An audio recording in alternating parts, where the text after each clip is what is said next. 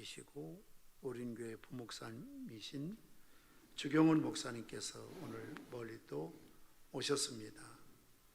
흔들리지 않는 다음 세대 교육 전략에 대해서 오늘 밤에는 우리에게 도전되는 그런 좋은 세미나를 인도해 주시겠습니다. 우리 목사님 나오실 때 뜨겁게 환영하며 박수로 맞이하겠습니다.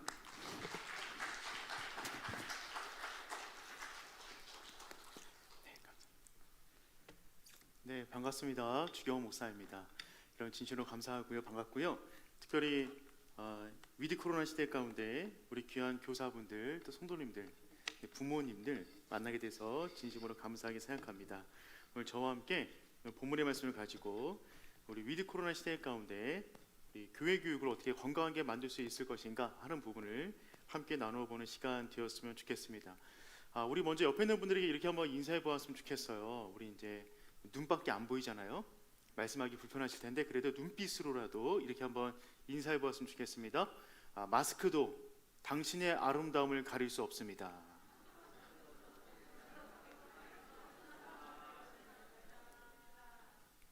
네, 지금 이제 여러분 눈만 보이시기 때문에 좀 무섭습니다. 그래서 여러분 비록 그러하지만 우리가 함께 말씀 안에서 우리에게 주어진 그 사명, 우리에게 주어진 그 믿음을 다음 세대에게 어떻게 신앙 계승할 것인가 하는 부분에 대해서 함께 나누는 그런 시간 되었으면 좋겠습니다. 여러분, 한 부족이 있었습니다. 이 부족의 직업은 뭐냐면 어부들입니다. 이 어부들은 자녀들에게 물고기를 잡아다 주는 것이 아니라 물고기 잡는 법을 알려주었습니다. 봄에는, 여름에는, 가을에는, 겨울에는 어떻게 물고기 잡는지, 어종은 무엇인지, 잡는 도구는 무엇인지, 어떻게 해 먹으면 맛있는지, 영양가는 무엇인지 철저하게 알려주었습니다. 잘했습니까? 잘못했습니까? 잘했죠. 굉장히 잘한 것입니다. 물고기 자체를 잡아준 것이 아니라 물고기 잡는 법을 알려주었죠. 민족 대대로 내려왔던 그들의 지식과 지혜를 자녀들에게 고스란히 넘겨준 것입니다. 굉장히 잘했는데요, 얼마 안 있어서 이 부족이 싹 다 사라졌습니다. 왜 그랬을까요? 강 상류에 댐을 만들었기 때문에 그렇습니다. 강 상류에서 댐을 만들고 있었는데 강 하류에서 자녀들에게 물고기 잡는 법을 알려준 것입니다. 물고기 잡는 법을 알려준 것은 굉장히 잘한 것입니다. 하지만 무엇을 놓쳤습니까? 자녀들이 살아갈 미래가 어떤 시대인지에 대한 준비가 없었던 것입니다. 그 내용 자체가 굉장히 귀한데 그 내용 자체가 우리 아이들이 살아가는, 다음 세대 아이들이 살아가는 삶의 무대 가운데 어울리지 않는 지혜라면 그 지식 가지고 아이들이 미래를 살아갈 수가 없는 거죠. 그래서 교육에는 반드시 두 가지 지점이 필요합니다. 첫 번째는 무엇을 가르칠 것인가, 또한 이 아이들이 살아갈 미래는 어떤 미래인가에 대한 두 가지 부분에 대해서 우리가 반드시 지혜가 있어야만 합니다. 근데 여러분 아시겠지만 참 어려운 시기를 보내고 있습니다. 생각해보면 다음 세대 교육의 문제가 이렇게 전체적으로 어려웠던 시기를 맞이한 것은 처음인 것 같습니다.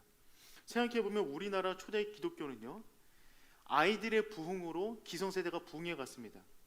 실제로 지금도 우리 청년들 대상으로 언제 예수님 믿었는가를 조사해보면 그 청년들의 77%가 부모님 통해서 예수 믿었다고 체크합니다. 성인이 돼서 자발적으로 교회 나온 비율은 10%가 약간 넘습니다. 그러니까 부모를 통해서 믿음이 넘어갔던, 더군다나 70년대, 60년대를 거치면서 우리나라는요 정말 주일학교 아이들 진짜 많았습니다. 교회만 많은 것이 아니라 사회 전반적으로 많았죠. 제가 어릴 적에, 저 고향은 미아리거든요. 미아리에 이제 누워 있는데 갑자기 밖에서 북소리가 들리는 거예요. 쿵쿵쿵쿵. 그때 무슨 스마트폰이 있었던 것도 아니고 너무 신기해서 따라 나갔거든요. 누가 막 푹 치고 있더라고요. 그 뒤로 아이들이 막 쫄래쫄래 따라가고 있었습니다. 그 무리들이 어느 순간에 한 교회 안으로 들어가는 거예요. 저는 그 교회가 아니라 그 옆에 있는 교회 다니고 있었거든요. 저도 모르게 들어갔어요. 들어갔더니 앞에서 어떤 선생님이 이런 거 부르더라고요. 흰 구름 뭉게뭉게 피는 하늘에 아침에 명랑하게 솟아오른다. 혹시 아세요? 이거 그 옛날에 여름 성경학교 주제가입니다. 거의 모든 교회들이 이 주제가를 불렀거든요. 여름 성경학교였던 거예요. 그때 북만 치고 다녀도 정말 많은 아이들이 몰려들었고요. 주일학교는 부흥됐고요. 몇 개 반이 만들어졌고요. 그렇게 한국교회는 큰 성장을 이루어 왔습니다. 교회만 그런 것이 아니라 사회적으로도 굉장히 많이 아이들이 늘어나면서 60년대, 70년대 넘어가면서 산하 제한 정책을 펴면서 우리나라 이 신문 보급소, 보건소 위에 이런 현수막 많이 붙어 있었대요. 아들, 딸 구별 말고 둘만 낳아 잘 기르자. 저도 그런 기억이 있거든요. 제가 자랄 때만 하더라도 셋째가 태어나면 의료보험 혜택을 안 주었습니다. 우리 권사님들 기억나세요? 셋째는 의료보험 혜택을 못 받았다고요. 그렇게 산하 제한을 피는 거죠. 그래서 처음에는 제발 셋만 낳아라. 저희 부모님도 팔남매시거든요. 제발 셋만 낳아라. 그 다음에는 셋도 많다, 둘만 낳아라. 그 다음에는 제발 아들, 딸 구별 말고 하나만 낳아 잘 키우자 라고 전 국가적으로 캠페인을 열었습니다. 근데 우리나라 분들 말씀 잘 들으세요? 안 들으세요? 급기야는 당시 최고의 유명한 스포츠 스타 차범근 선수를 내세워서 이분을 통해서 홍보하기 시작했어요. 그때 유명한 카피 문구가 이겁니다. 하나만 더 낳고 그만두겠어요. 그러니까 가운데 있는 딸 하나 있는데 하나만 더 낳고 그만두겠대요. 그 아이 이름이 뭐죠? 차두리. 그러면 차두리만 있어야 되잖아요. 근데 네이버 쳐보면 하나가 더 있어요. 차셋지. 그러니까 이분은 공익 광고까지 찍어 놓으시고 어떻게 국가적으로 약간 그러신 거죠. 근데 어떻게 보면 지금의 관점에서는 굉장히 애국하시는 분인 것 같아요. 급기야는 우리나라에서 이러한 UCC 영상도 만들었습니다. 한번 볼까요?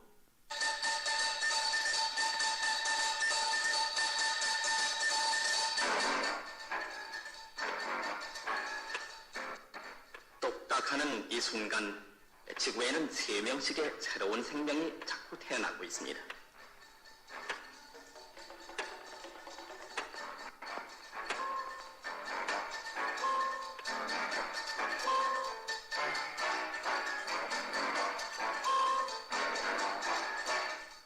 인구 증가율로는 우리나라가 어느 나라보다도 앞서서 거의 폭발적인 것입니다.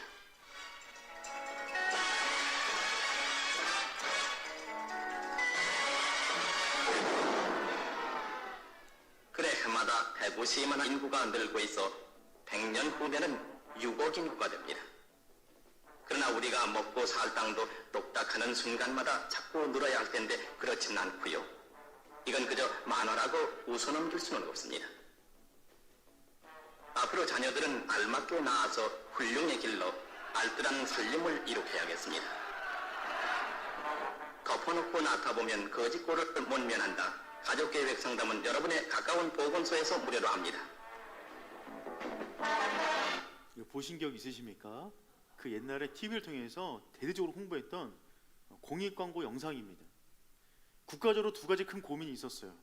우리나라 6억 인구 될까봐, 그래서 먹고 살 게 없어서 힘들어질까봐, 혹은 살 곳이 없어서 힘들어질까봐 두 가지 정책을 놓고 국가에서 대대적인 산하 제한 정책을 펴기 시작합니다. 그 결과 어떻게 되었습니까? 30년, 40년이 채 넘어가지 않아서 우리나라는 그 반대되는 상황을 염려하기 시작한 거죠. 미래를 연구하는 학문 가운데, 미래학 가운데 인구에 관련된 통계가 가장 정확하다고 합니다. 그런데 영국의 로버트라고 하는 분께서 내린 결론을 보면 2035년도가 되었을 때 대한민국은 지구상에서 사라지는 첫 번째 국가가 될 수도 있다라는 통계 결론을 내놓았어요. 물론 국가는 사라지지 않겠죠. 하지만 민족으로서 정체성을 잃어버릴 만큼의 그 국가 수준, 수가 굉장히 쪼그라진다는 것입니다. 그 급기야는 우리나라에서 이와 같은 메시지가 너무 많이 나오다 보니까 전 정부에서 대책 회의를 열었습니다. 2015년 제4기 저출산 고령화 사회를 위한 인구 위기 대응을 위한 회의를 열었어요. 이때 뭐라고 외쳤냐면 2015년도에 회의가 열렸는데요. 앞으로 5년이 우리나라 인구 위기 대응의 골든 타임입니다. 라고 외쳤습니다. 앞으로 5년입니다. 여러분 골든 타임이 뭡니까? 심정지가 왔을 때 골든 타임은 4분입니다. 4분을 지나가기 이전에 뭔가를 하지 않으면 그 이후에 생명이 붙어 있어도 자유롭게 몸을 움직일 수 없을 만큼의 위급한 그 순간, 말 그대로 금쪽 같은 그 순간, 허둥지둥 되면 안 되고 고민하면 안 되고 훈련 받은 대로 빨리 CPR, 무언가 하지 않으면 사람을 살릴 수 없는 그 시간이 골든 타임입니다. 심정지 왔을 때 4분. 항공 비행기 가운데 사고가 터지면 90초 골든 타임입니다. 그 시간을 넘기면 더 이상 아무것도 할 수 없는 거죠. 근데 정부에서 모든 전문가가 뭐라 그랬냐면 2015년도에 우리나라는 앞으로 5년이 골든 타임입니다 라고 외쳤어요. 그럼 여러분 골든 타임이 얼마나 남았습니까? 굉장히 어려운 수학이죠. 다 썼습니다. 우리가 이런 소리 못 들었습니까? 위기입니다. 가정의 위기가 오고 있습니다. 다음 세대 위기가 오고 있습니다. 교회는 쪼그라질 것입니다. 굉장히 어려운 위기입니다 라는 이야기를 우리는 10년 전부터 들어왔는데 우리는 그동안에 거의 아무것도 손을 놓지 못하고 있었어요. 그러는 가운데 굉장히 안 좋은 기후들이 굉장히 벌어지기 시작한 거죠. 충북에 있는 한 초등학교 모습인데요. 1966년도에 3,000명이었습니다. 2017년도에 160명 남았습니다. 시골이라서 그런 것이 아닙니다. 제가 있는 교회 바로 앞에 잠실초등학교 2019년도에 4개 반에 25명 모집됐습니다. 서울에도 재작년에 한 초등학교가 폐교하였습니다. 왜 국가에서 2020년도를 주목했냐면 2020년도부터 대학 정원을 다 못 채웁니다. 그러니까 맘만 먹으면 우리나라에 있는 모든 학생들이 대학을 가도요 자리가 비어 있습니다. 그런데 그것이 2020년도부터 급격하게 더욱더 어려워져요. 제가 말씀드렸죠. 미래를 예측하는 학문 가운데 인구 통계학이 가장 정확하다고. 그래서 2020년 우리나라 2분기 합계 출산율은 0.84가 나왔습니다. 여러분 현 상태를 유지하려면 합계 출산율이 2.1이 나와야 됩니다. 2명이 결혼하니까 2명을 낳아야 현상 유지죠. 그러니까 합계 출산율이 2.1이 나와야 현 상태가 유지되는 것인데 0.84라는 얘기는 무슨 말이냐면 무조건 반 이상 준다는 얘기입니다. 제가 오늘 운전하면서 오다가 뉴스를 들었더니만 이게 또 무너졌대요. 그런데 2020년 국가가 주목했던 해였는데 우리는 한 번도 들어보지 못한 단어, 갑자기 이상한 걸 듣기 시작했죠. 코로나. 그리고 매일같이 우리는 코로나라는 단어를 듣습니다. 제 핸드폰에도 오늘 적어도 5번 이상의 문자가 왔습니다. 그렇지 않아도 2020년도는 위기였는데 정말 큰 위기, 모든 변수를 맞이할 만큼의 강력한 코로나가 터졌습니다. 그러자 정말 이제 우리의 고민은 바뀌었어요. 저 역시 그렇습니다. 교육의 현장에서 오랫동안 있어오면서 제가 그동안 외쳤던 대부분의 이야기들은 우리 아이들 믿음의 세대 계승 시켜야 됩니다. 더 이상 줄게 둘 수는 없습니다. 전도 열심히 해야 됩니다 라는 것을 많이 외쳤는데 지금의 고민은 뭐냐면 숫자가 늘어나는 것이 문제가 아니라 그들 안에 복음이 있는가 말입니다. 양에 관련된 문제가 아니라 질적인 고민을 하게 되었어요. 코로나19는 우리에게 신앙의 질적인 질문을 던지고 있습니다. 사회적 거리두기를 시행하고 있죠. 유일하게 가족 간의 거리만 좁혔습니다. 유일하게 가정 안에서 마스크를 벗고요. 가족끼리 마스크 벗은 채로 무언가 음식을 자유롭게 먹고요. 가족 간의 거리를 좁혀 놓았죠. 그런데 과연 우리의 가족은 가족 간의 거리가 좁혀졌습니까? 한 집안에 코로나 터지자마자 한 5월쯤에 어떤 분이 SNS가 이거 올렸어요. 자기네 집 냉장고에 붙어 있대요. 코로나 방학생활 규칙입니다. 1번 주는 대로 먹는다. 2번 TV 끄라면 당장 끈다. 3번 사용한 물건 즉시 제자리. 4번 한 번 말하면 바로 움직인다. 5번 제일 중요해요. 엄마한테 쓸데없이 말 걸지 않는다. 위상을 어기면 피가 코로나 나올 것이다. 저희 집에도 하나 붙여놓을 뻔했습니다. 딸이 둘 있는데요. 이번에 중학교 2학년, 초등학교 6학년 되었습니다. 가족 간의 거리가 갑자기 좁혀지니까 가족 간의 친밀감이 강화되는 것이 아니라 각방 문화가 만들어지기 시작했습니다. 전국에서 쏟아놓는 지표를 보면 명확히 알 수 있습니다. 준비되지 않은 채 갑자기 가족 간의 거리가 좁혀놓으니까 부모들은 지쳐가고요. 아이들은 힘들어합니다. 사회적 지지망이 약화됐어요. 무엇이냐면 학교, 교회, 카페, 극장 등등, 상담소 등등 사회적 지지망들인데 참여하지 못하다 보니까 그 모든 문제를 혼자 해결하거나 가족 간에 해결하다 보니까 지치고 어려워지는 것이죠. 코로나 이혼이라는 신조어가 나타나기 시작했고요. 이혼율이 급증하고 있습니다. 제가 아는 사역가인데 상담소 사역이 있는데 그 상담소 매출이 2020년도에 19년도에 비해서 50% 이상 올랐습니다. 좋은 일이 아니라 상담이 진짜 많아졌어요. 저희만 그런 게 아니라 모든 상담소가 지금 신청하면 한 달은 기다려야 됩니다. 정신적 과로사가 오는 거죠. 통계를 볼까요? 2019년도에 비해서 2020년 청소년 가족 간의 갈등은 51% 증가했습니다. 2019년도에 비해서 2020년 아동 학대 건수는 32% 증가했어요.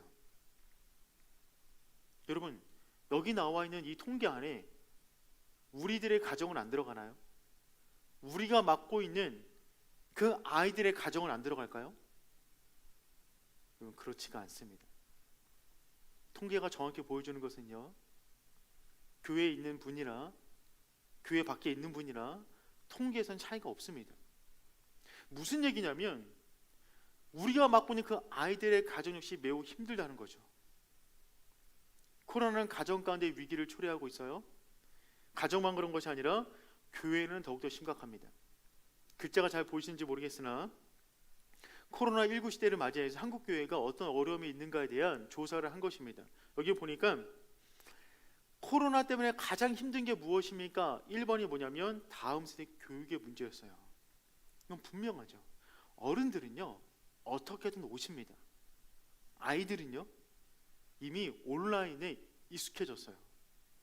저희 아이들도 편의점에 뭐 하나 사러 가는 것도 귀찮아합니다. 학원에 갈 수도 있는데 온라인으로 수업 받습니다. 그게 더 편한 거예요. 그게 더 익숙해진 겁니다. 그러면서 아이들이 주일 예배에 관련된 소속감이 약화되고요. 꼭 현장 예배를 가야 돼라는 의식이 생겨나기 시작했어요. 급기야는 2020년도 가운데 다음 세대의 정점이라고 할 수 있는 청년 가운데 가나안 성도가 20% 이상 증가했습니다. 한 해 동안. 여기서 말하는 가나안 성도는 6개월 동안 교회를 가지 않거나 예배를 안 드린 청년들입니다. 가나안 성도, 안나가 성도, 자발적으로 교회를 떠나는 성도를 의미하죠. 한국 교회 지금 20% 이상 증가했습니다. 그 청년들이 또 물어봤어요. 남아있는 청년들에게 당신은 10년 안에 교회 안에 있을 것 같습니까? 떠날 것 같습니까? 그 가운데 20%가 저는 떠날 것 같은데요 라고 체크했어요. 무슨 얘기냐면 10년 안에 지금 청년부 가운데 20% 이상은 자발적으로 교회를 떠난단 말입니다. 지금 우리는 그런 시대에 우리 아이들을 맡았어요. 오늘 밤에 교사분들이 많이 나온 걸로 제가 알고 있는데 우리가 맡고 있는 아이들, 그 아이들의 믿음이, 그 아이들의 가정이, 그 아이들의 신앙이 지금 어떤 상태인가에 대한 우리는 냉철한 판단이 필요합니다. 그리고 우리가 어떻게 이 아이들을 교육할 것인가에 대한 전략을 세워야 됩니다. 골든타임 지나갑니다, 끝나갑니다 라고 외칠 때에도 우리는 거의 아무것도 못했어요. 근데 여러분 지금은요 진짜 뭐라도 하지 않으면 우리의 다음 세대가 어떻게 될지 모릅니다. 코로나는 그동안에 한국교회가 붙잡아왔던 다음 세대의 방정식을 무너뜨렸어요. 1 더하기 1은 2입니다. 그 방정식이 있잖아요. 기독교 교육을 이렇게 합시다 라고 외쳐던 방정식이 있었거든요. 그것을 무너뜨렸어요. 첫 번째 방정식은 뭐냐면 주일학교 모델이었습니다. 주일학교를 만들어 아이들을 일주일에 한 번 그곳에 보내요. 예배드리고 공과 공부를 하게 만드는 거죠. 근데 여러분, 이 주일학교 모델은요, 생겨난 지 240년밖에 안 됐어요. 1780년도에 로버트 레이스라는 분께서 영국에서 만들었거든요.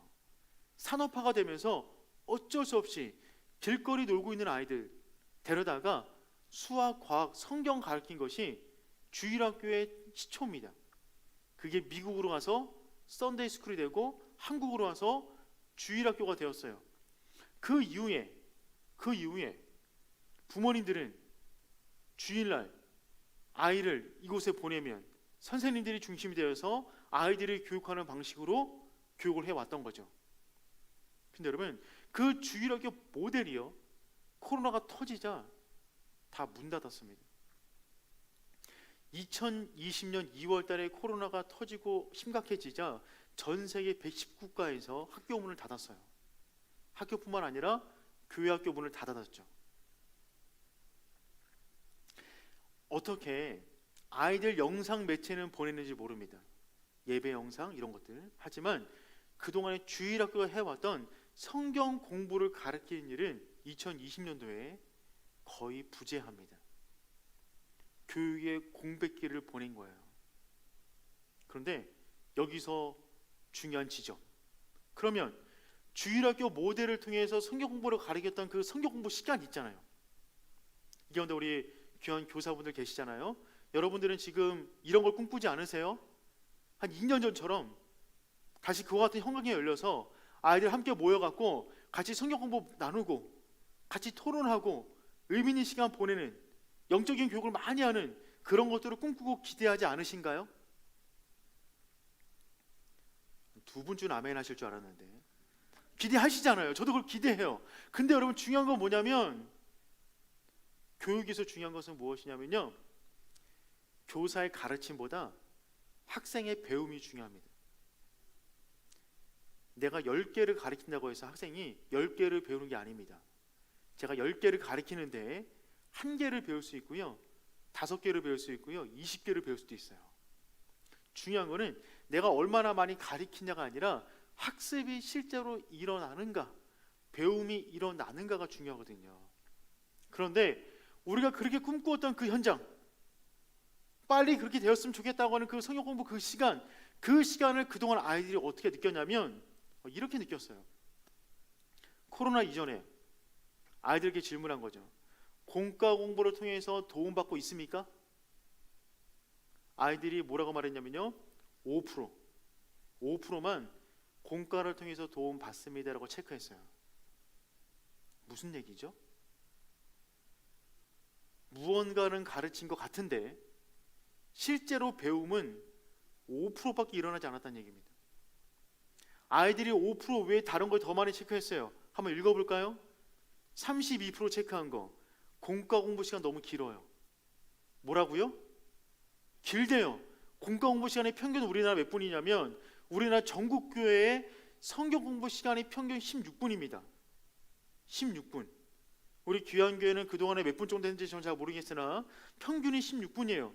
16분이 길어요, 짧아요? 엄청 짧아요. 그 시간이 아니면 성경을 배울 시간이 없어요. 체계적으로 말씀을 배울 시간이 없는 그 시간, 16분, 금쪽 같은 시간, 너무나 짧은 시간인데 아이들은 너무 길다고 체크했어요. 왜 그런 거죠? 아무리 짧은 시간도요, 영원처럼 느끼게 가는 비법이 있습니다.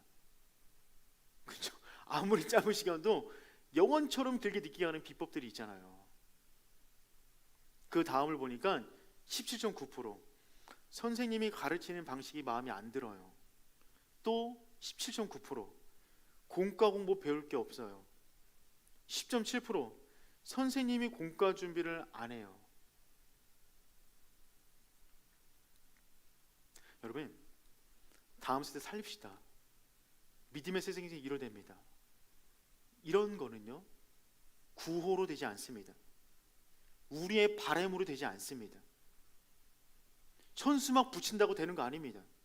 다음 세대를 살리는 거는요, 이런 부분에 있어서 지수를 떨어뜨려야 됩니다.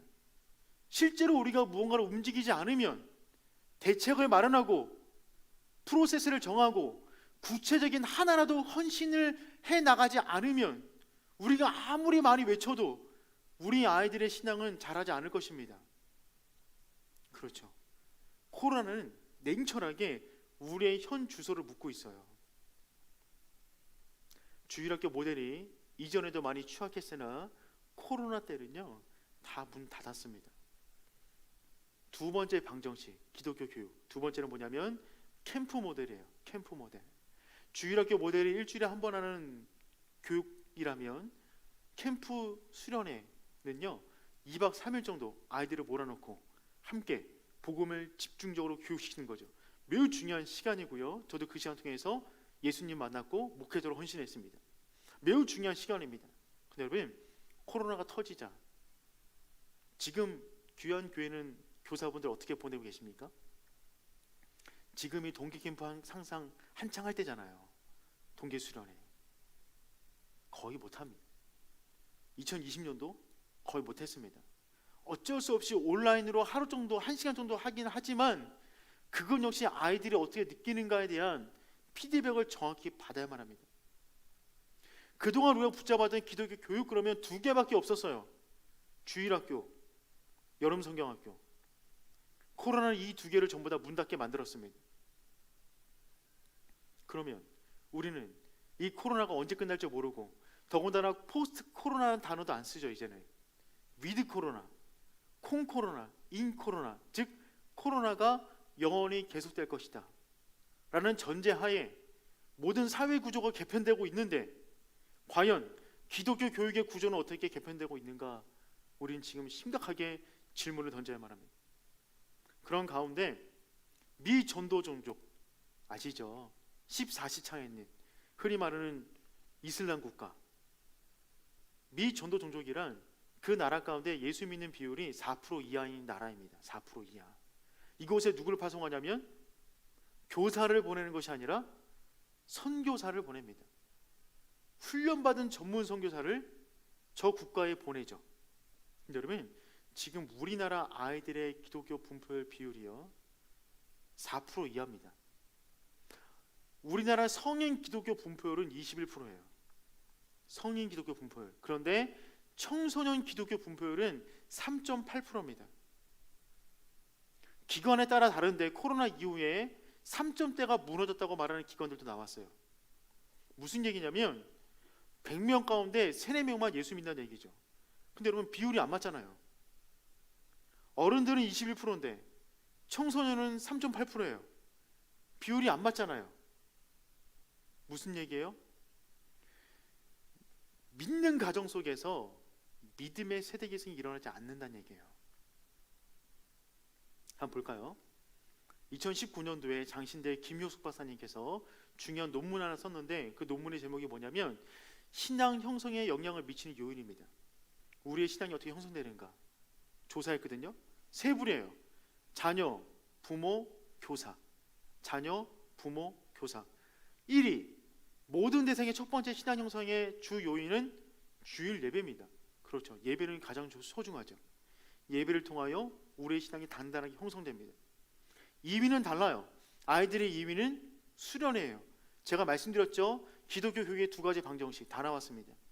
부모는요, 가정의 신앙적 분위기, 교사는 가정의 신앙적 분위기예요. 근데 코로나가 터졌죠. 주일 예배 어떻게 됐어요? 사라졌어요. 사회적 거리두기, 온라인 예배를 드리고 있으나 우리 아이들의 예배는요 정말 어려워졌습니다. 2위 수련회요? 거의 못했어요. 그러면 위드 코로나 시대, 코로나 이후 시대에 남아있는 신앙 형성에 결정적 영향을 미치는 요인은 뭐가 있는 거죠? 가정의 신앙적 분위기, 가정의 신앙적 분위기, 가정의 신앙적 분위기만 남았습니다. 그럼 여러분, 앞으로 우리의 교육의 전략은요 분명합니다. 명료합니다. 다른 선택을 할 게 없을 만큼 명료해요. 그것은 무엇이냐면 가정의 신앙적 분위기를 살려내는 것입니다. 부모의 믿음을 도와주는 겁니다. 우리가 맡고 있는 그 아이만 맞는 것이 아니라 그 아이가 살아가는 가정을 변화시켜야 그 아이가 믿음으로 살아갈 수 있는 거죠. 그러니 이 가운데 교사분들 계십니까? 우리들의 사명은 아이에서 멈추는 것이 아니라 아이가 살아가는 가정을 변화시키는 줄 믿습니다. 이 가운데 부모님들 계십니까? 부모의 첫 번째 사명, 마지막까지 붙잡아야 될 사명은 무엇이냐면 믿음의 세대 계승입니다. 그런데 우리나라 비율을 보자면 우리나라는 양가 부모가 예수 믿는데 그 다음 세대가 예수를 안 믿는 비율이 25% 증가해요. 세대를 건너뛸수록 25%씩 빠져나갑니다. 통계상 그래요. 그러니까 4대쯤 거치면 안 믿는 자녀 나옵니다. 여러분, 우리에게 주어진 굉장히 중요한 부분, 기독교 교육의 핵심, 그것은 가정과 교회가 함께 가는 것입니다. 그동안 우리는 너무나 위탁형 교육을 해왔어요. 부모님들이 자녀를 교회에 맡기면 부모로서 역할을 다한 것이냐 마음을 놓았습니다. 근데 여러분, 그렇지가 않습니다.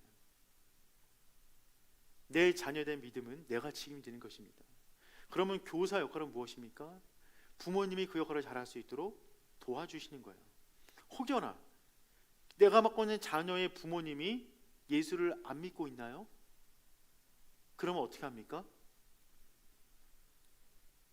교사는요, 영적 부모입니다. 여러분이 그 아이의 영적 부모가 되어 주셔야 돼요. 그래서 그 아이가 가정에서 믿음으로 살아갈 수 있도록 더 관심 가져주시고 SNS, 다양한 채널을 통해서 아이와 주중에 자주 만나셔야만 합니다. 그게 우리에게 주어진 사명이죠. 근데 여러분, 이거는요, 제가 지금 말씀드린 이러한 부분은요, 코로나 때문에 어쩔 수 없이 그렇다는 것이 아닙니다. 이거를 분명히 하고 넘어가야 됩니다. 코로나 때문에 가정에 집중한다? 코로나 때문에 부모와 손잡아야 되는 그런 거 아니에요. 원래 하나님이 설정하신 교육의 원리가 뭐냐면 부모를 통하여 믿음의 세대 계승을 이루는 것이었습니다. 쉐마 이스라엘, 이스라엘아 들으라. 우리가 조금 전에 읽었던 그 본문의 말씀, 인간을 만드신 하나님께서 인간의 교육 성장 원리를 담아두셨죠. 하나님의 전략은 무엇이냐면 부모를 통한 믿음의 세대 계승입니다. 우리 창세기 18장 19절 말씀, 아브라함을 선택하신 하나님의 이유를 설명하시는 본문인데요, 다 같이 한번 읽어보도록 하겠습니다. 시작.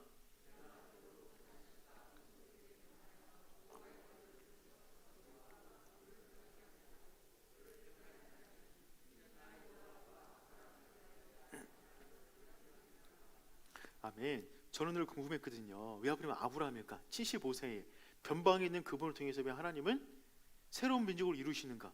늘 궁금했는데 하나님이 이유를 직접 설명하셨어요. 내가 그로, 아브라함으로, 그 자식과 이삭과 그 권속에게, 그 자손들에게 명하여 여호와의 도를 지켜 의와 공도를 행하게 하려고 그를 택하나니. 아브라함을 택하신 목적이 뭐냐면 아브라함 한 사람만 보신 것이 아니라 믿음의 세대 계승을 보셨다는 것입니다. 적어도 하나님은 3세대를 놓고 계획하신 거예요. 그게 아브라함을 부르신 목적이에요. 한 번 더 볼까요? 신명기 6장 7절 말씀 다 같이 읽어봅니다. 시작. 내 자녀에게 부지런히 가르치며 집에 앉았을 때든지 길을 갈 때든지 누워있을 때든지 일어날 때든지 이 말씀을 강론할 것이며. 아멘. 쉐마 이스라엘 이라고 말씀하신 다음에 이 말씀을 누구에게 주었는가를 명확하게 말씀하고 계시죠. 누구에게요? 부모에게, 내 자녀에게 부지런히 가르치며. 성경에서 말하는 전도, 선교는 두 가지 방향으로 있습니다. 첫 번째는 수직적 전도가 있고요, 두 번째는 수평적 전도가 있어요. 수직적인 전도는 부모를 통해서 자녀에게 넘어가는 것입니다. 수평은요, 이웃에게 복음을 전하는 것입니다. 구약은 한 번도 수평적 선교를 말하지 않습니다. 이방인들과 결혼하지 않습니다. 그들에게 복음 전하지 않아요. 바울과 예수님이 왜 핍박받았어요? 그들이 부정하다고 여기는 사람들과 가까이 여겼기 때문에 그렇습니다. 성경은, 구약 성경은 수직적인 선교를 말을 하고 있죠. 교육의 원리 역시 그러해요. 모세는 가나안 땅을 들어가기를 원했으나 그에게 허락된 시대는 광야까지였어요. 하지만 핏대를 세워서 너가 약속의 땅에 들어가면 이렇게 교육시켜야 돼 라고 교육을 말한 겁니다. 그런데 약속의 땅에 들어가자 부모들이 또 그렇게 가르치지 않았던 것 같아요. 여호수아가 죽기 전에 유언으로 남긴 말인데요, 후반절을 보면 이렇게 되어 있습니다. 너희가 섬길 자를 오늘 택하라. 오직 나와 내 집은 여호와를 섬기겠노라. 무슨 말입니까? 약속 땅에 들어왔더니만 더 하나님을 떠난 거예요. 세상을 섬긴 겁니다. 세상에 빠진 거예요. 그래서 모세도 유언으로 내 자녀에게 부지런히 가르치며 라고 외쳤는데, 여호수아 역시 유언으로 오직 나와 내 집은 여호와를 섬기겠다라고 외칩니다. 시대가 좀 더 흘러갑니다. 나라가 망했어요. 바벨론 포로로 끌려갔어요. 돌아와서 성벽을 짓습니다. 그 성벽을 지을 때 느헤미야가 사람들에게 동력을 넣기 위해서 외쳤던 구호가 있어요. 그건 뭐냐면 후반절 말씀 보니까 너희 형제와 자녀와 아내와 집을 위하여 싸우라. 성벽을 세울 때도 어떻게 독려하냐면 너희 가족을 위한 거야. 너희 가족을 위해 싸우는 거야 라고 외친 거죠.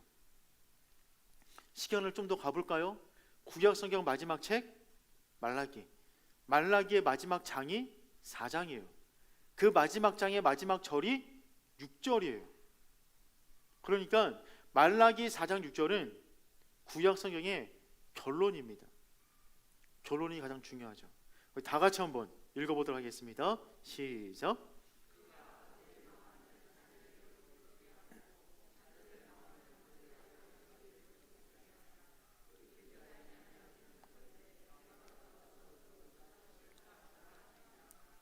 아멘.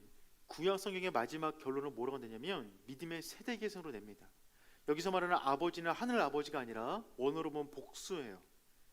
아버지들의 마음을, 즉 아버지들의 중심, 마음은 신앙의 좌소입니다. 신앙을 자녀에게 넘기고 자녀는 아버지를 존중하는 거죠. 그 관계가 되지 않으면 두렵건대 내가 와서 그 땅을 칠까 하노라. 믿음의 세대 계승을 이루어야 돼. 너에게 주어진 복음이 너에게서 끝나면 안 돼. 자녀에게 넘겨야 돼 라고 힘주어 구약 성경을 마무리 짓습니다. 신약으로 넘어가죠. 수평적 선교가 시작되었어요. 그럼에도 불구하고 그 집안 가운데 복음이 들어가면 오직 나와 내 집은 여호와를 섬기겠노라 라고 외쳤던 것처럼 뿌리를 내려 자녀들에게 복음을 전해야만 합니다. 오히려 이런 부분은 더 강조되었어요. 누구든지 자기 친족, 특히 자기 가족을 돌보지 않으면 믿음을 배반한 자요 불신자보다 더 악한 자니라. 정리를 해볼까요? 하나님은 원래 교육의 원안으로 부모를 통한 믿음의 세대 계승을 언급하셨습니다. 친부모가 믿지 못하면 교사가 양부모 되어 믿음의 세대 계승을 이루는 것입니다. 그러므로 여러분이 아이들을 맡았습니까? 여러분의 목표는 어디냐면 그 아이가 성인 되어 결혼했을 때 그 아이가 자녀를 낳아 믿음으로 세대 계승을 이룰 수 있도록 교육시키는 것까지입니다. 교사에게 주어진 사명이 한 번도 약했던 적이 없어요. 시시했던 적이 없어요. 교사에게 주어진 사명은 세대를 잇는 사명입니다. 하나님은 이 위드 코로나 시대 가운데 여러분을 교사로 부르신 목적이 있다고 저는 믿어요. 여러분을 통하여 믿음의 세대 계승이 일어나기를 축복합니다. 그러기 위해서 중요한 것, 그것은 무엇이냐면 생태계를 건강하게 만드는 거예요. 하늘의 밀알이 땅에 떨어집니다. 그런데 어떤 씨앗은 길가, 어떤 씨앗은 돌밭, 어떤 씨앗은 가시밭, 어떤 씨앗은 좋은 땅에 내려가죠. 조건은 다 똑같아요. 뭐만 다르냐면 땅만 달라요.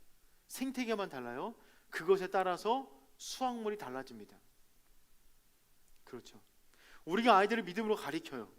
근데 그 아이가 살아가는 생태계가 건강하면 열매를 많이 맺습니다. 생태계가 건강하지 못하면 열매를 많이 못 맺는 거죠. 그래서 지금 시대 가운데 중요한 것은 무엇이냐면 우리가 어떤 교재를 쓸 것이냐, 어떤 방법으로 가르칠 것이냐, 어떤 프로그램을 할 것이냐, 예산을 얼마나 짤 것이냐보다 더 중요한 것은 무엇이냐면 생태계를 건강하게 만드는 것입니다. 그게 최우선해야 됩니다. 생태계만 건강하면 어떤 걸 써도 아이들은 열매를 맺을 거예요. 근데 그 생태계 뭐냐면 가정, 학교, 교회입니다. 아이들이 살아가는 무대. 아이들이 코로나 이전에 교회에서 1년에 70시간 보냈어요. 1년에 70시간. 가정에서는 3,000시간. 학교에서는 1,330시간. 그러면 아이들은 어느 공간의 영향을 가장 크게 받을까요?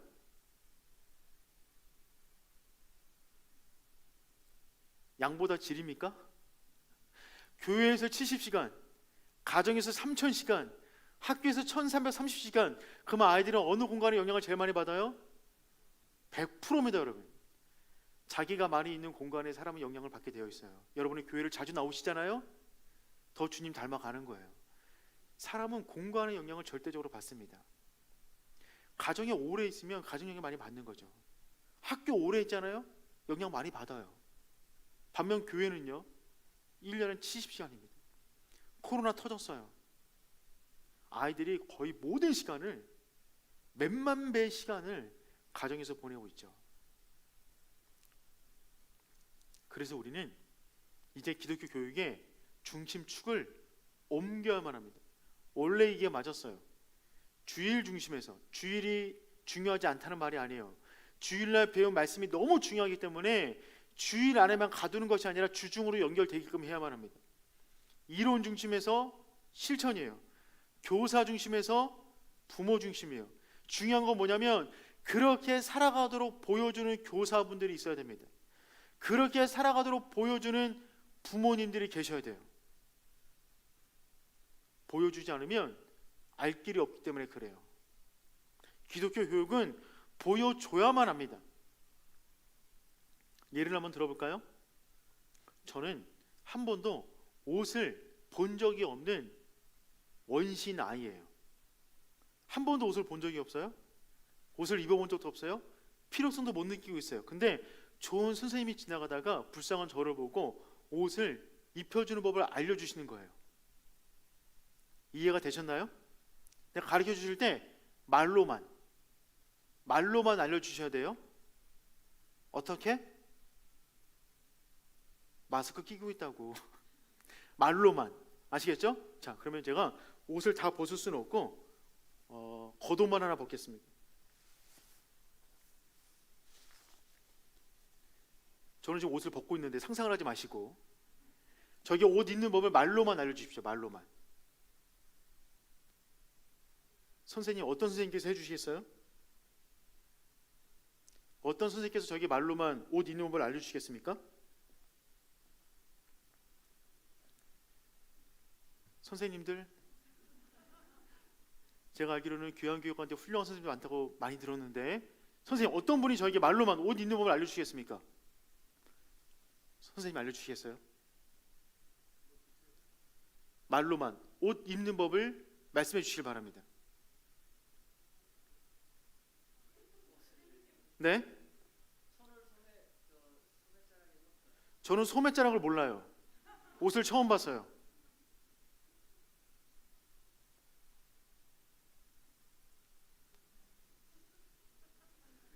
굉장히 어려운 부분이죠. 우리 선생님, 네, 남자 아주 멋있게 생기신 우리, 네, 저기 옷 입는 법을 말로만.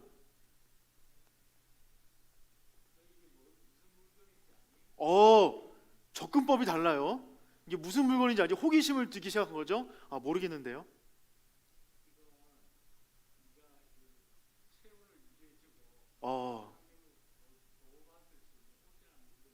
네. 네. 그래서 말로만 옷 입는 법을.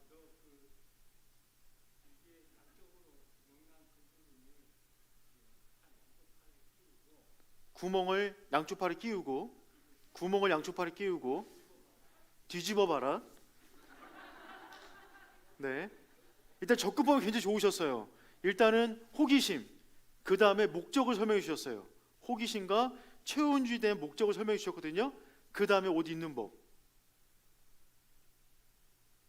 여성 대표, 여자 선생님 대표.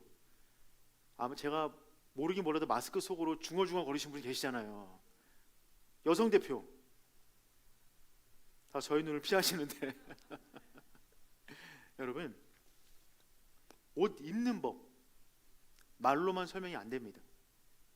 여러분, 입다, 걷다, 쓰다는 말로 설명이 제일 편한 동사들이에요. 근데 이것도 말로만으로는 모릅니다. 근데 왜 이걸 말로 설명하죠? 답답하잖아요. 왜 말로 설명하죠? 그냥 있는 걸 보여주면 돼요. 멋있잖아요? 자기도 달라 그럽니다. 좋아 보이면 물어볼 거예요. 그냥 입어주면 되는 거예요. 그렇게 살아가는 모습을 보여주는 거죠. 그렇잖아요. 저는 한 번도 걸어본 적이 없어요. 저는 걷는 법을 몰라요. 누워만 살았어요. 저에게 걷는 법을 말로만 설명해 주세요. 걷는 법을 말로만. 어떻게 설명해요? 걷는 법을 말로만. 왼다리를 45도로 들은 다음에 몸무게를 앞으로 기울였다가 발을 땡과 동시에 넘어질까 봐 뒤쪽 다리를 탁 들고 반복한다? 뭐 이런 식으로 설명하나요? 이걸 어떻게 말로 설명하냐고요. 근데 여러분, 우리가 가리키는 것은 무엇입니까? 믿음, 인내, 소망, 영생, 영적 전쟁. 이걸 어떻게 말로 설명합니까? 읽다도 안 되는데 우리가 가리키는 본질을 어떻게 말로만 설명하냐고요. 근데 왜 그동안에 주일학교 모델을 통해서 그게 안 좋다는 얘기 아닙니다. 문제는 뭐냐면 16분 동안 말로만 설명하는 거예요.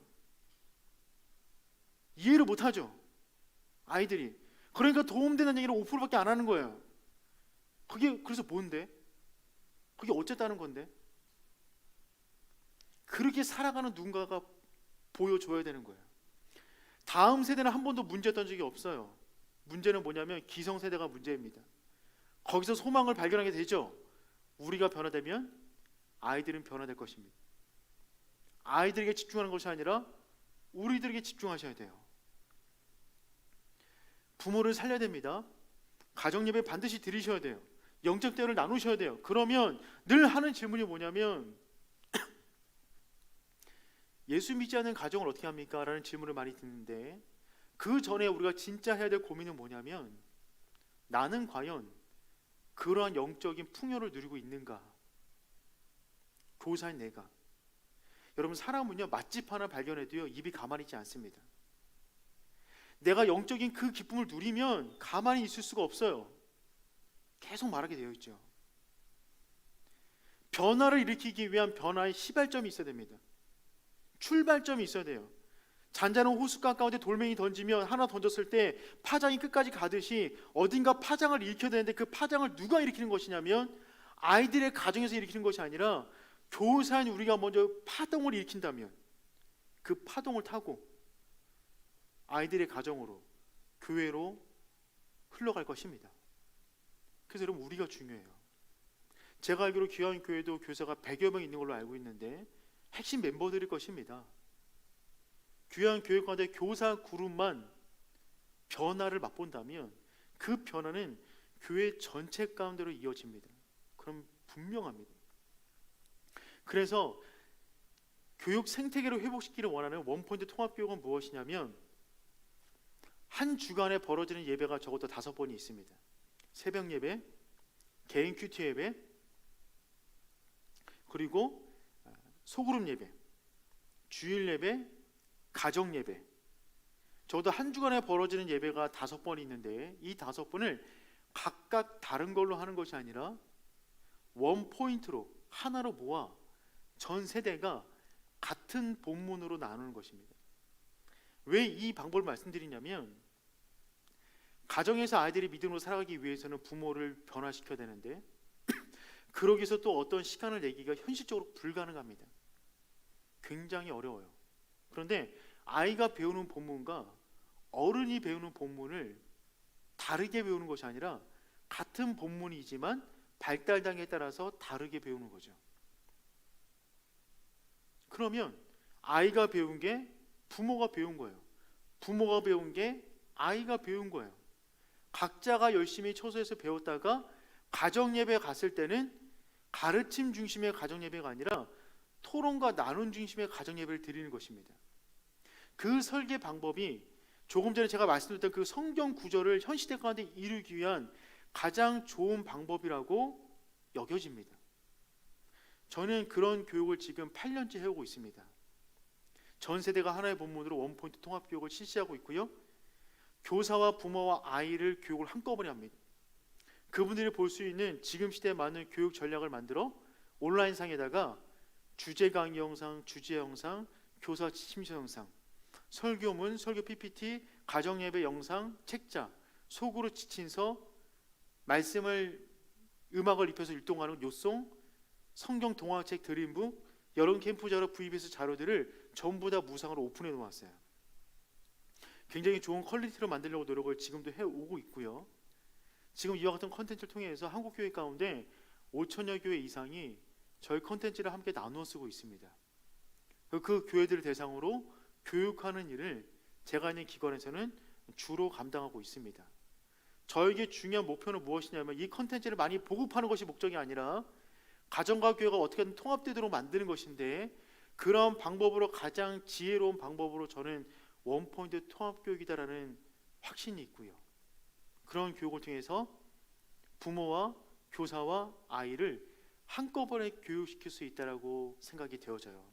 저희가 2019년 12월 달에 전국에 있는 천여 개 교회 대상으로 조사했습니다.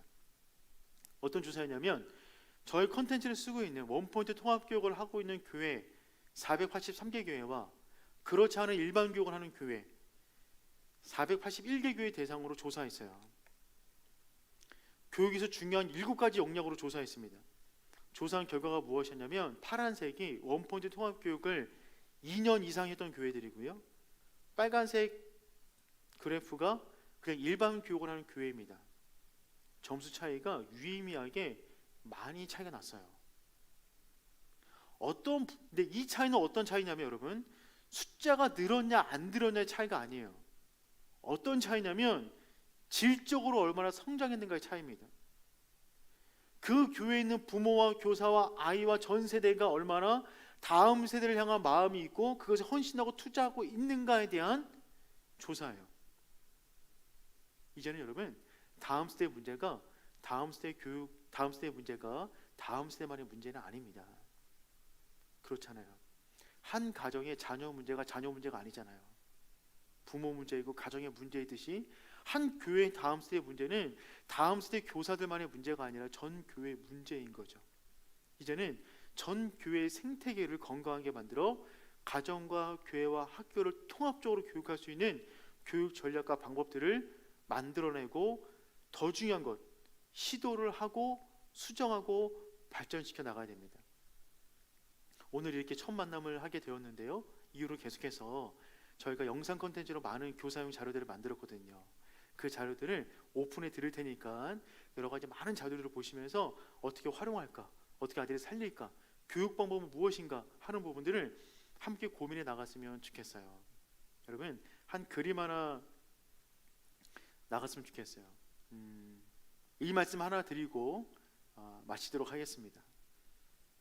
저는 그렇게 생각합니다. 제가 꿈 있는 미래를 처음 만들 때 기획을 하고 한 10년째 사역을 해오고 있는데, 매년마다 실은 위기감을 느낍니다. 어떤 식의 위기감이냐면 정말 위기입니다. 그걸 우리가 다 피부로 느끼는데, 문제는 뭐냐면 정작 그래서 우리가 무엇을 하고 있는가를 보면 너무 가슴이 아픈 거예요. 여러분, 제가 조금 전에 코로나 이전에 교회에서 아이들이 몇 시간 정도 보낸다고 그랬죠? 70시간. 가정에서는 3,000시간. 부모님들에게 질문했어요. 아니, 부모님 3,000시간 동안 뭐 하십니까? 적어도 일주일에 한 번 정도는 가정예배 들으십시오. 이러이러한 방법이 있습니다. 근데 부모님들이 한결같이 뭐라 말씀하시냐면 그러고 싶은데 간절히 원하는데 시간이 없대요. 시간이 없대요. 선생님들께도 선생님 주중에 아이들과 만나셔야 됩니다. 주중에 아이들과 교류하셔야 됩니다. 가정을 품으셔야 됩니다라고 말씀드리면 그러고 싶은데 시간이 없으시대요. 그래서 가정에서 뭐 하나 가만히 살펴보니까 카페인 중독에 빠졌더라고요. 카페인 중독. 각성되지 않으면 안 되는 거예요.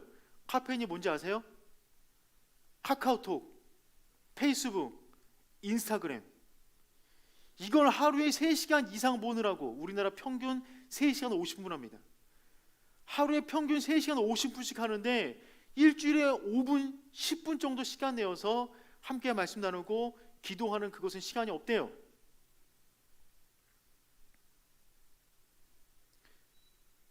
가정에서 3,000시간입니다. 요게 1시간이에요. 1시간. 1시간. 코로나 이전에 아이들이 교회에서 1시간 보냈어요. 일주일에 1시간. 그리고 가정에서 3,000시간. 일주일은 168시간. 일주일에 168시간이 있는데 아이들은 성경을 1시간 배우고 나머지 167시간을 살아가는 거예요. 성경과 상관없이.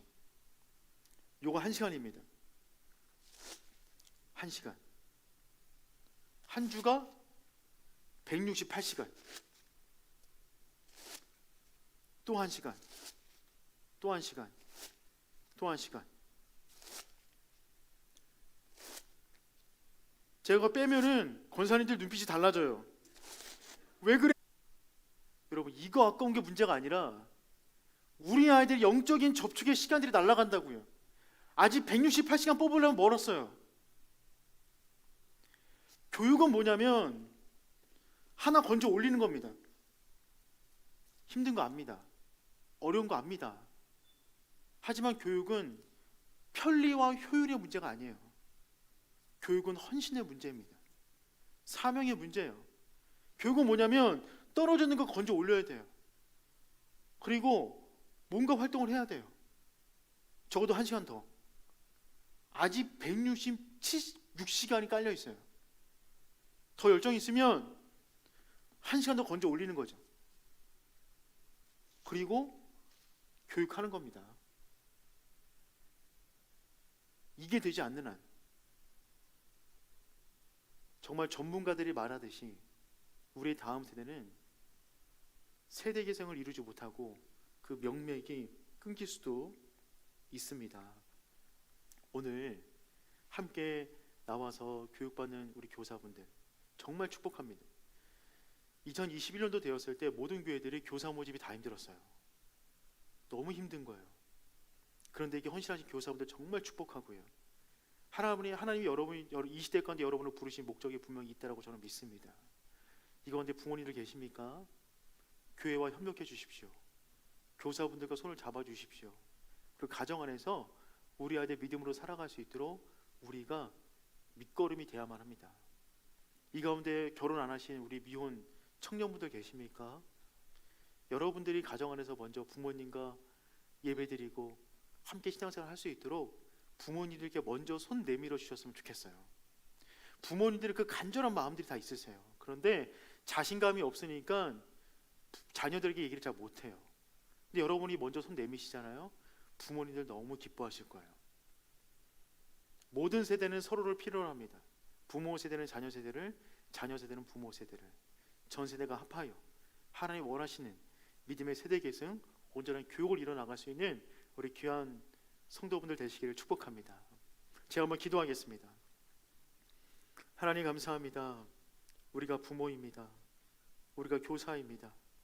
그 사명의 자리를 잃지 않도록 우리에게 믿음의 힘을 더하여 주시옵소서. 내 자녀이지만 부끄럽게도 신앙으로 키우지 못한 우리를 긍휼히 여겨주시고 믿음의 담력을 더하여서 가정 안에서 온전한 교사로 살아가게 하여 주시옵소서. 교사분들 큰 사명 맡겨주셨사오니 그 사명에 헌신하게 도와주시고 우리 교사분들 통하여서 우리 아들 영혼이 더욱더 주님 닮아가는 귀한 사역 감당케 하여 주시옵소서. 감사를 드리며 귀하신 예수님의 이름으로 기도합니다. 아멘.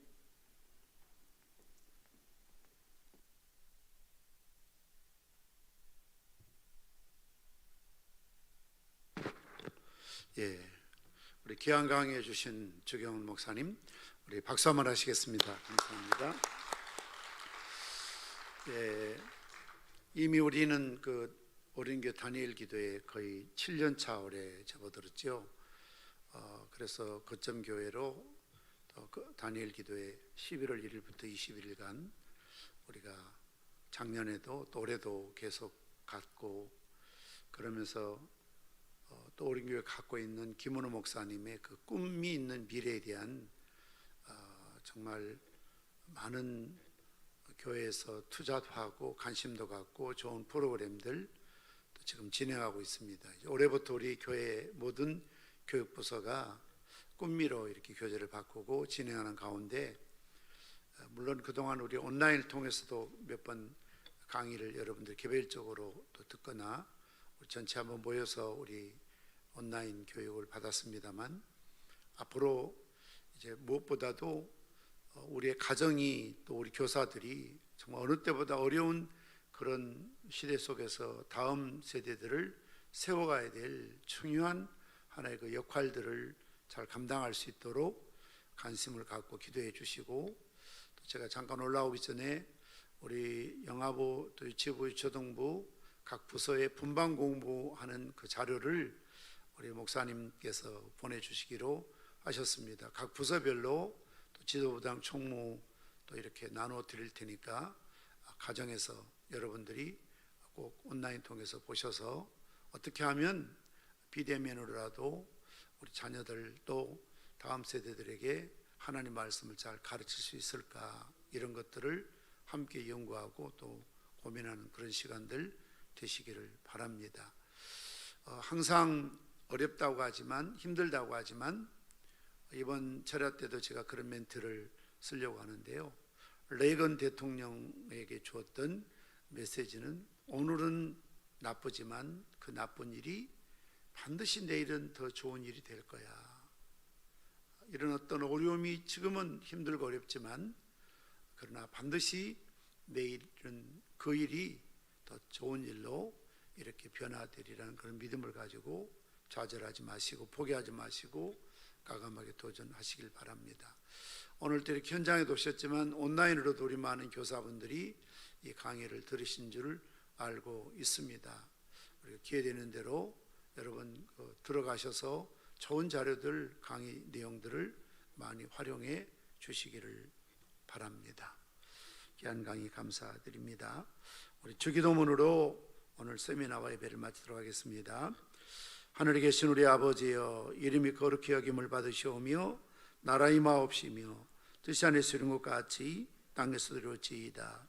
오늘날 우리에게 일용할 양식을 주옵시고, 우리가 우리에게 죄진 자를 사하여 준 것 같이 우리 죄를 사하여 주옵시고, 우리를 시험에 들게 하지 마옵시고 다만 악에서 구하옵소서. 대개 나라와 권세와 영광의 아버지께 영원히 싸움나이다. 아멘.